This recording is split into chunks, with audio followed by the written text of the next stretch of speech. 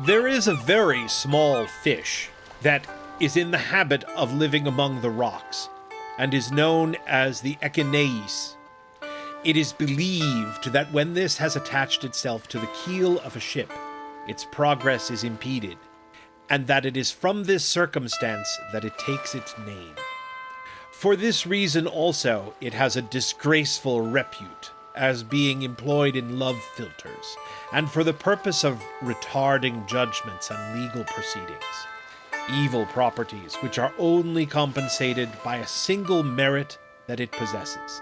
It is good for staying fluxes of the womb in pregnant women, and preserves the fetus up to birth.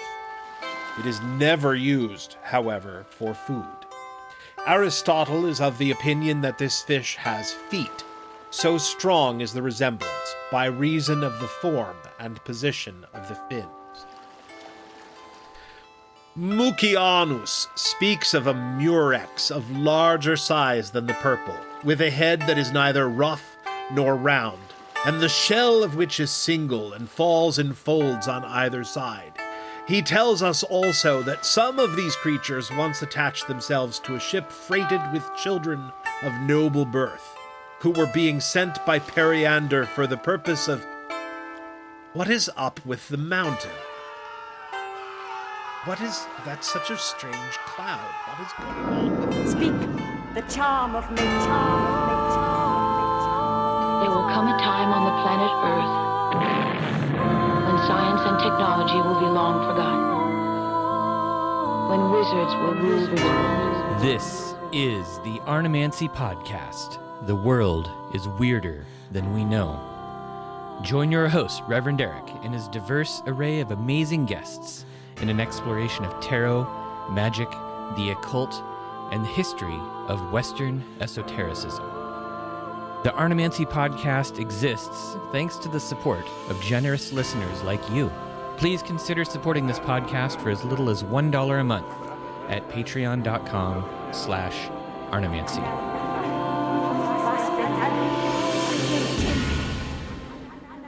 Welcome to the second part of our deep dive into Heinrich Cornelius Agrippa's hugely influential, gigantic book, 3 Books of Occult Philosophy. In this episode, we will be searching for the answer to a pressing question.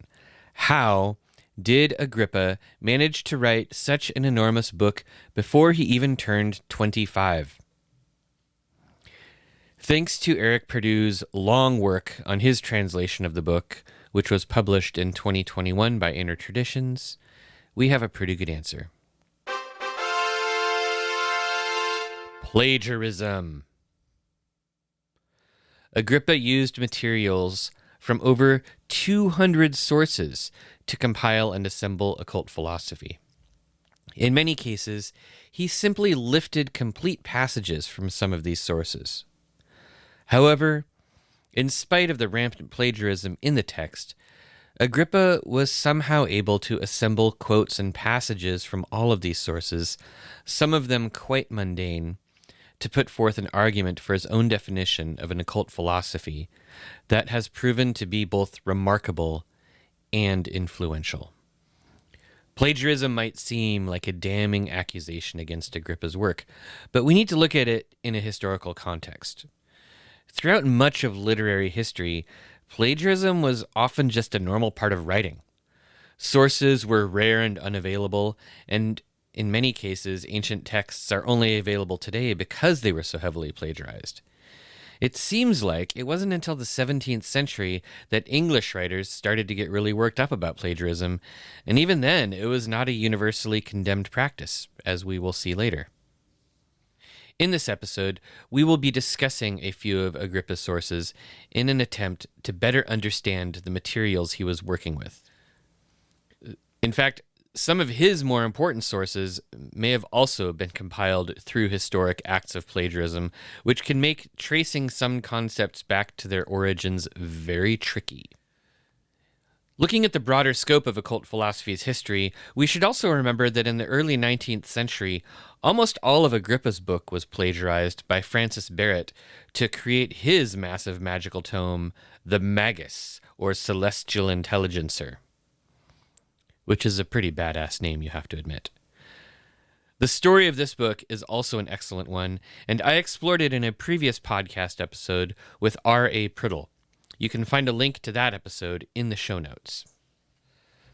So plagiarism aside, let us appreciate how astounding it was that Agrippa could gain access to so many sources at the beginning of the 16th century in order to assemble and write occult philosophy.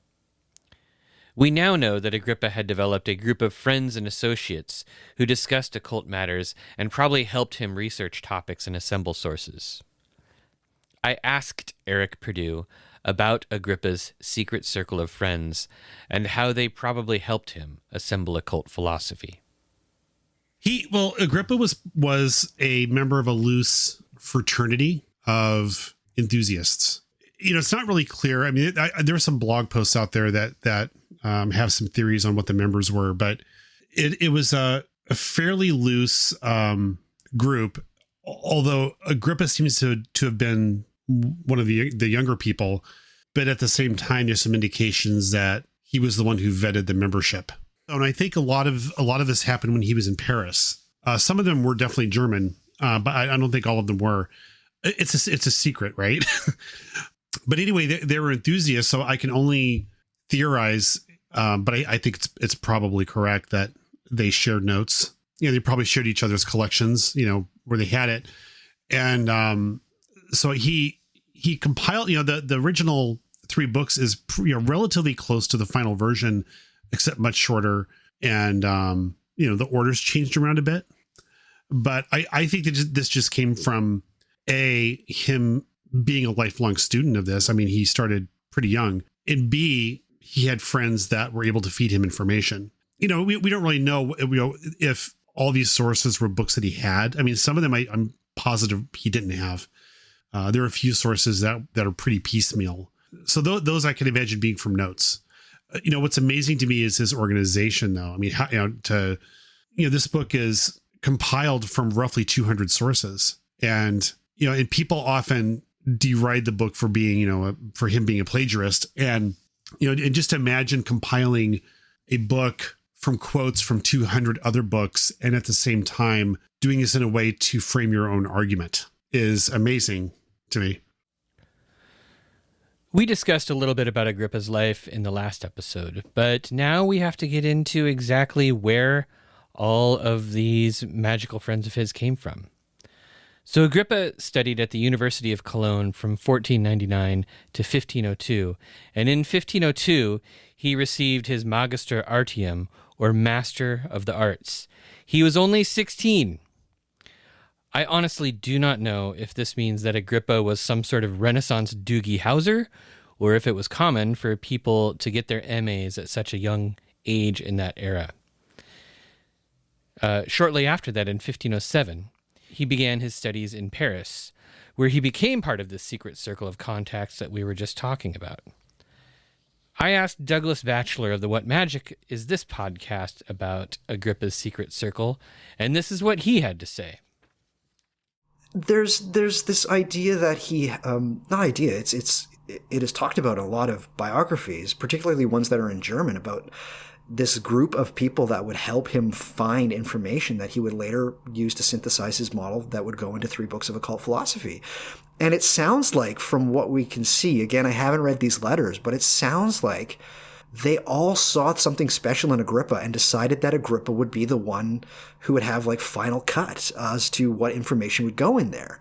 They saw just how intelligent this young man was, and some of the people in this group were way older than him, more than a decade older than him, and they still said, no, he's the one. This is the one that has to do it. It really solidifies in my mind just how special he was. He was a special person. Agrippa had the choice as to who would be included in this circle, and he had the choice as to what information what that was given to him that he would use for his synthesis of what he thought what magic and the occult was.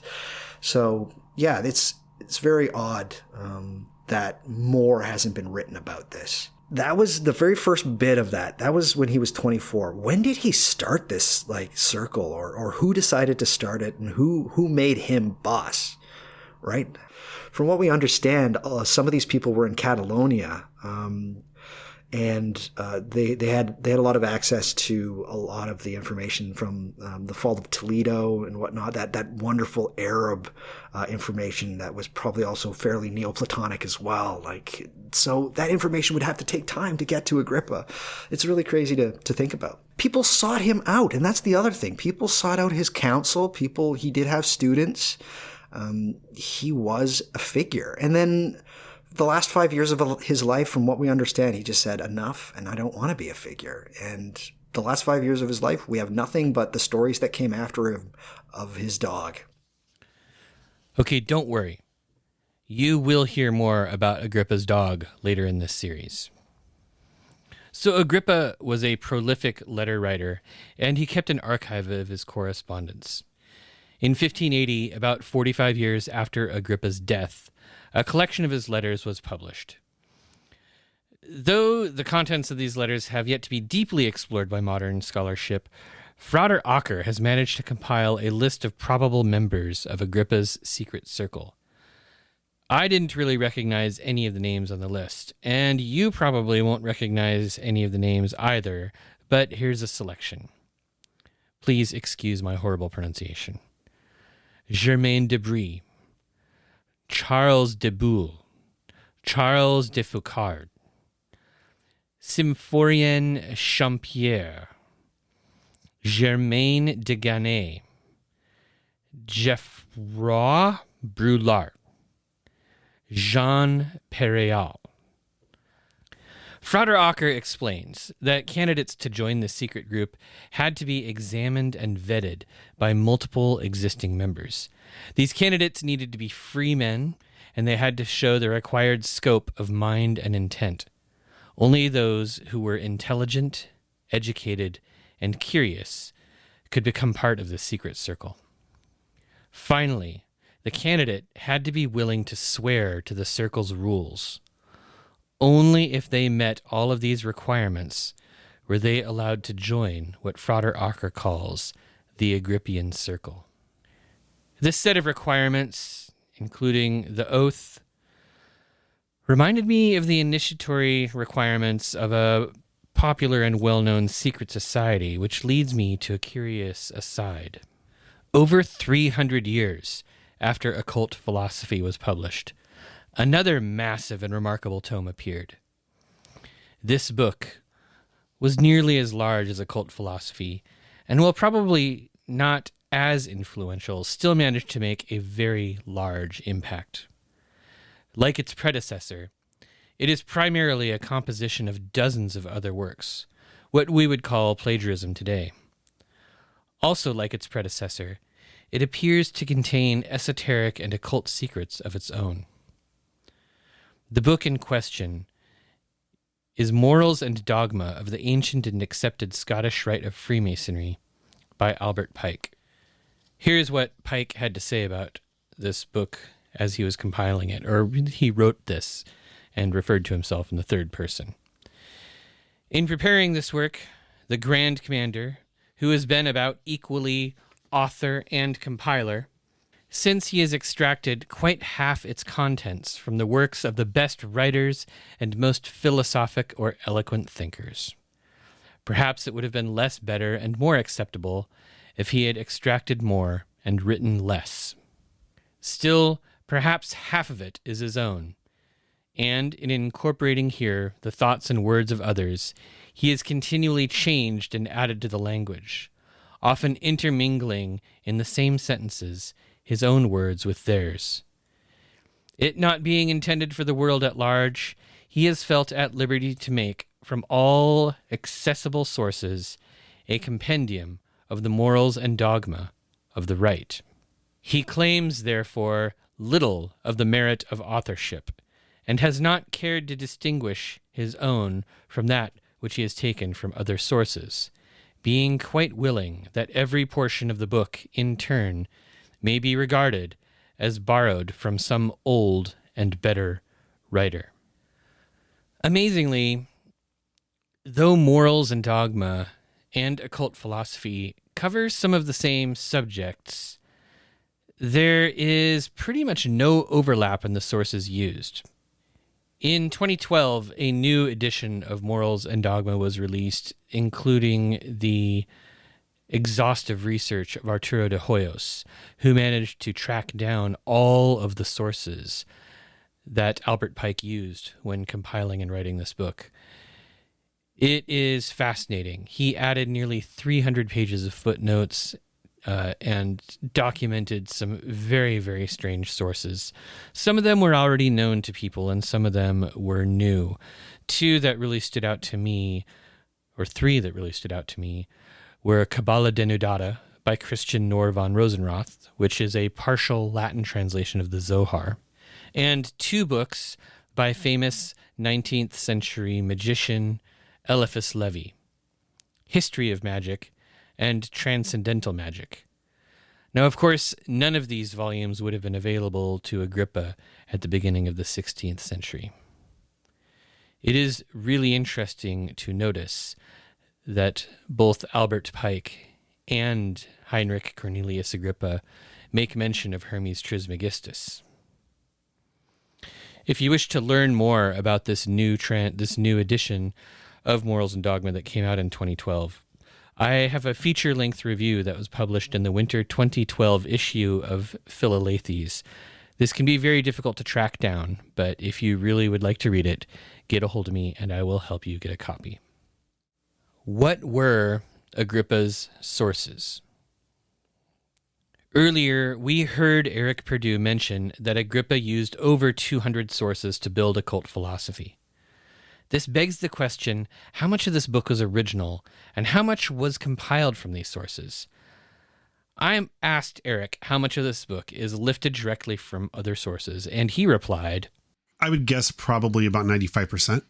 He has a couple of anecdotal statements. You know, I myself have witnessed this.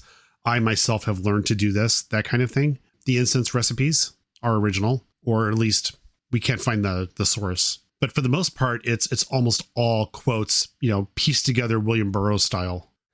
So what were the sources? I expected them to be a range of medieval grimoires, rare tomes, and crusty occult manuscripts. After all, Agrippa's original manuscript existed by 1510, and the movable type printing press had only been around for 60-ish years by then. Even more telling, in Agrippa's letter to Trithemius, he mentioned Picatrix the Spaniard. And, as we will discover later, occult philosophy contains plenty of astrological magic, planetary images, and even the mansions of the moon. Surely, I thought, the Picatrix was a vital source. So, of course, I had to ask Eric Purdue about this. What are the sources that Agrippa used for occult philosophy? What surprises had he come across? And is the Picatrix even in there? I think I was more surprised at what I didn't find. So for the most part, his sources were mainstream Renaissance academia. And I expected to find a lot more quotes from grimoires, which there are basically none, at least not classic grimoires that you would think of. And Picatrix is pretty spotty. My original metaphysical teacher who introduced me to Agrippa also introduced me to the Picatrix, although he hadn't read it because it wasn't translated back then. This is in the mid-90s. And he believed that the three books of occult philosophy were equivalent roughly to the entirety of the Picatrix. And we now know that's not correct, but...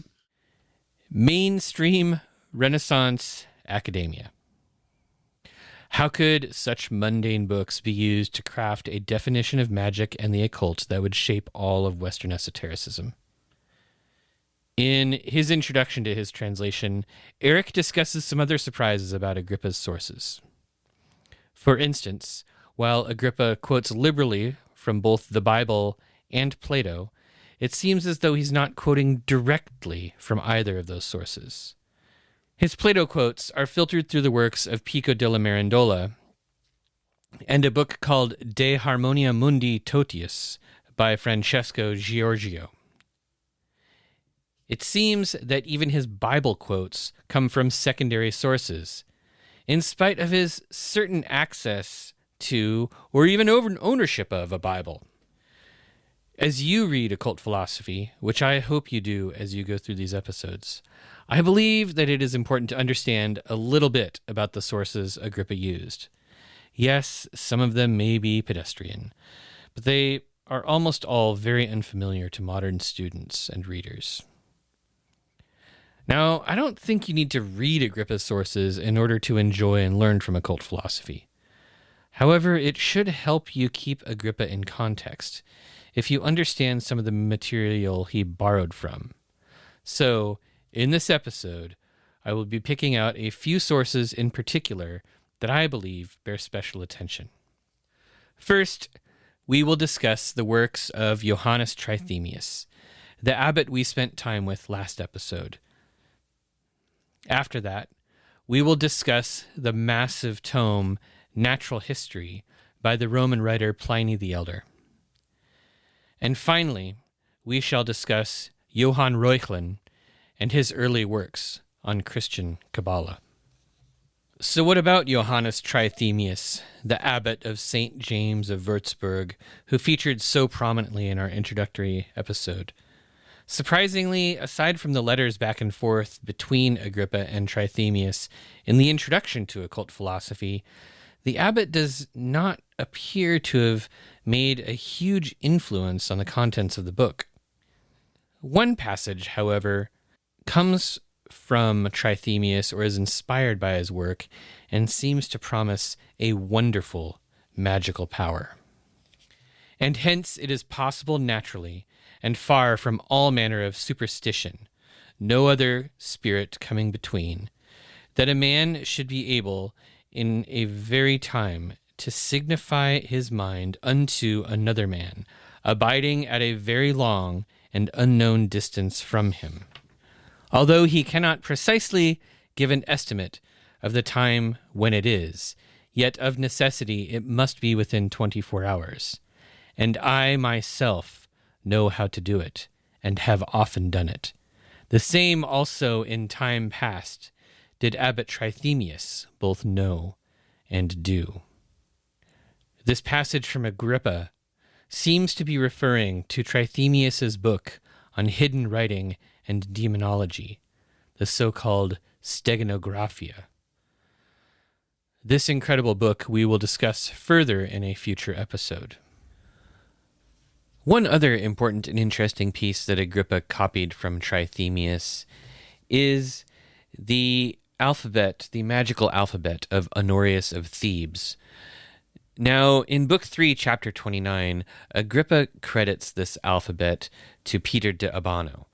However, we know or suspect that it originally came from Trithemius's book on magical alphabets called Polygraphia. This alphabet itself has a fascinating history. It ended up being appropriated later on by Wiccans and pagans and labeled the witches' alphabet. You should check it out. It is a fun alphabet, and it is used by many different magical orders and occult practices in the modern day. The second of Agrippa's sources that we're going to be examining is a lot of fun, and I have to admit that I had so much fun writing this portion of the episode that I may have spent too much time on it, but because it's so entertaining, you're just going to have to listen to the whole thing. Gaius Plinius Secundus, known to us as Pliny the Elder, lived from 23 CE to 79 CE. He is the author of the largest single work to have survived to the present day from the Roman Empire, Naturalis Historia, or Natural History. This thing is massive. It is made up of 36 books, which were probably scrolls, covering 20,000 topics collected from around 2,000 different works. He quoted or plagiarized from between 400 and 500 authors.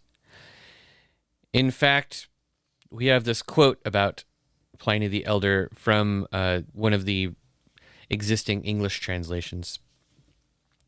The work of Pliny is one of the most precious monuments that have come down to us from ancient times, and affords proof of an astonishing amount of erudition in one who was a warrior and a statesman.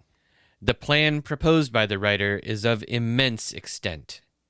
It is his object to write not merely a natural history in our restricted sense of the term, not an account merely, more or less detailed, of animals, plants, and minerals, but a work which embraces astronomy, physics, geography, agriculture, commerce, medicine, and the fine arts, and all of these in addition to natural history properly so called, while at the same time he continually interweaves with his narration information upon the arts which bear relation to man considered metaphysically and the history of nations. So much so indeed that in many respects this work was the encyclopedia of its age. The Editio Princeps, or first printed edition of natural history, was printed by Johannes of Speyer in 1496 in Venice. Note that this is not many years after the invention of the movable type printing press in Europe, which means natural history was seen as such an important book that it got put into production almost immediately. Now, ironically, Pliny the Elder quotes another Agrippa very frequently in his work, Marcus Vespasianus Agrippa, who was a friend of Augustus Caesar.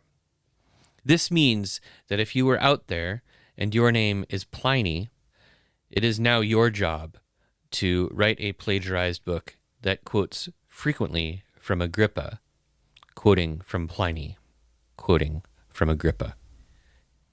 Now, Pliny the Elder died on August 24th, 79 CE at Stabiae in Italy.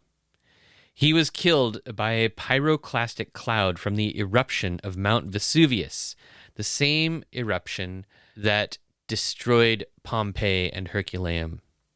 He was unable to escape by sea because volcanic debris prevented his ship from leaving. Natural history was one of the main sources for much of the catalog of plants, animals, and natural phenomena in Book 1 of Occult Philosophy. Passages from Pliny are liberally intermixed in Agrippa's work with the works of other writers such as Albertus Magnus, Marsilio Ficino, Ovid, and Francesco Giorgio. You'll notice as you read through Book 1 of Occult Philosophy that it is also filled with tons of astrological associations and correspondences. These do not come from Pliny, but instead from other sources that are then intermixed with quotes from natural history, so you will want to pay attention to that. Pliny the Elder's Natural History is a book filled with facts, as long as you put finger quotes around facts when you say it. Some of them are amazing and unbelievable. In fact, in researching this episode pages, I opened Natural History to random pages to look for things and was continually amused by the litany of hilarious things I would come across.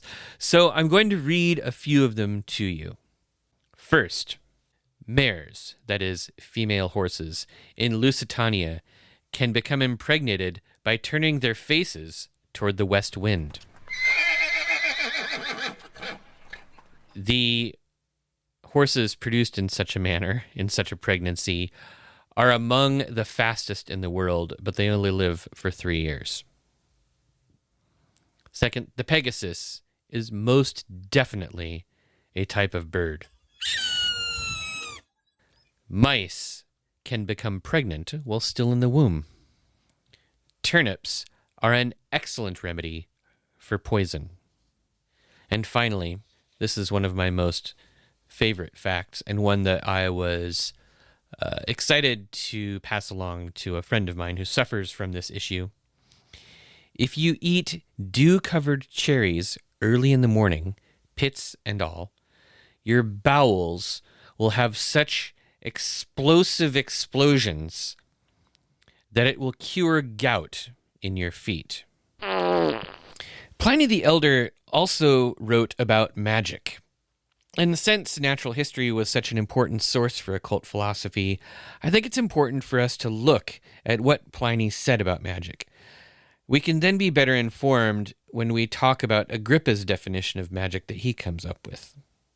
Pliny the Elder wasn't a big fan of magic, which we'll get to in a second. In Book 30 of Natural History, Pliny tells us that magic was first written about by somebody named Osantes, who accompanied Xerxes during his invasion of Greece in 480 BCE. According to Osantes, magic is practiced in many ways, including with water, with balls, with the aid of the air and the stars, and with props like lamps, basins, hatchets, and numerous other appliances. Apparently, nobody is quite sure who this Osantes was, and there were multiple people who claimed to be Osantes throughout history. Pliny says that magic claims to grant a foreknowledge of things to come, as well as giving the ability to converse with ghosts and spirits of the dead. However, Pliny thought that magic was bogus, deceitful, and full of crap. He wrote, "We may rest fully persuaded, then, that magic is a thing detestable in itself. Frivolous and lying as it is, it still bears, however, some shadow of truth upon it, though reflected in reality by the practices of those who study the arts of secret poisoning, and not the pursuits of magic." It's remarkable to me that Agrippa spent so much time quoting from natural history in a book about magic, knowing full well what Pliny's opinion on magic was. This might be an interesting topic to discuss when we look at Agrippa's definition of magic in our next episode. And now for a quick aside, I think it's important that we discuss a little bit about Pliny the Elder and beer. Pliny lists a plant called Lupus salictarius, or wolf of the willow, in a chapter about plants which grow spontaneously. This plant was first wrongly identified with hops by a contemporary of Agrippa, the 16th century Bavarian botanist Leonhard Fuchs. Bostock and Riley, who translated Pliny into English in 1855, used Fuchs' identification in their translation, which I am relying on for this episode. This translation is very well known in the world of fancy microbrewed beer. Russian River Brewery in California makes a very famous beer called Pliny the Elder in honor of our Roman friend. It is packed with hops and quite boozy. If you plan on reading natural history, I would suggest that this beer makes an excellent accompaniment. There is a link to this beer in the show notes, and I would also just like to close off this segment of our episode with an important lesson. Please, please, please, always check your sources when translating Latin names from Pliny the Elder. While the mystical tradition of Kabbalah began several centuries before Agrippa among Jewish communities in Spain and southern France, Christian Kabbalah emerged in the late 15th century during the Italian Renaissance. However, it was the German humanist Johann Reuchlin whose work on Kabbalah was the greatest influence on Agrippa. Reuchlin lived from 1455 to 1522. His studies took him to Florence, where he met Pico della Mirandola in 1490. At the time, he had already been studying Hebrew for about 10 years, but it was probably here in Florence that Reuchlin first began studying Kabbalah. After Pico's death at the early age of 31 in 1495, Reuchlin probably felt that the responsibility for studying and promoting Christian Kabbalah had fallen upon him.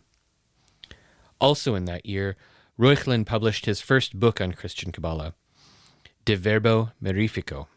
Though Christian scholars in that era had a remarkably difficult time finding Jewish teachers willing to teach them Hebrew, eventually Reuchlin was able to hire Jakob Lohns, the private physician for Holy Roman Emperor Frederick III. Reuchlin's studies intensified.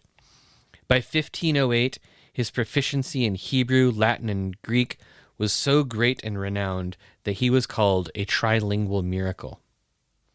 Finally, in 1517, Reuchlin published perhaps his most influential book on Christian Kabbalah, De Arte Kabbalistica, or On the Art of the Kabbalah. Along with De Verbo, these two books were the first books written in Latin on Kabbalah by a non-Jew. They both proved to be important sources for Agrippa's occult philosophy. This puts Agrippa near the beginning of an important period of history for the emergence and development of Christian Kabbalah. This is a difficult topic for me to talk about because elements of this movement seem to be inspired by anti-Semitism, or at least a hostility toward the Jewish religion.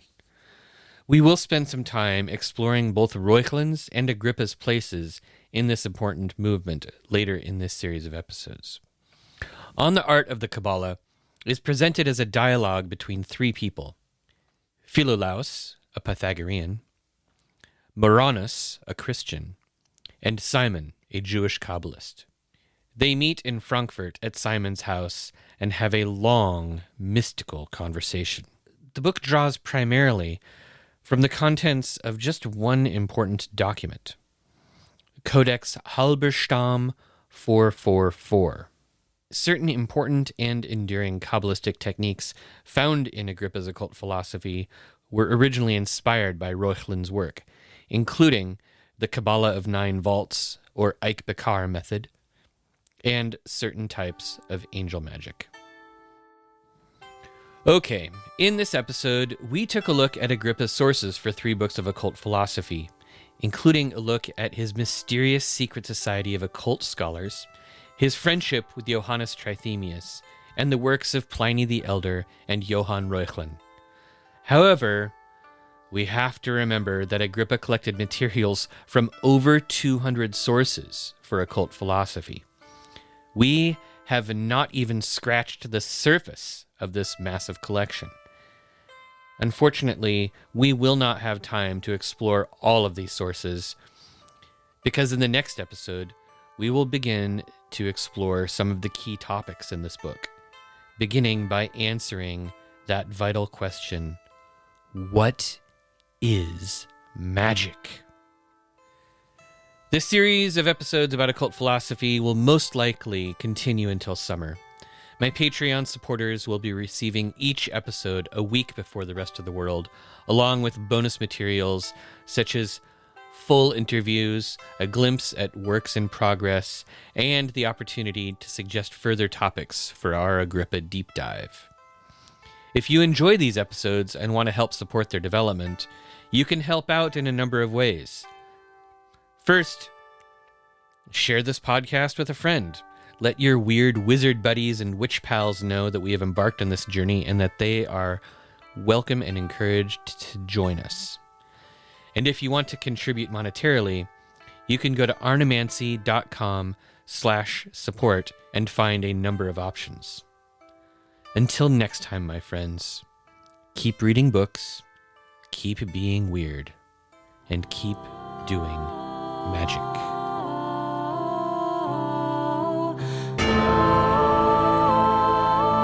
This has been another episode of the Arnemancy Podcast.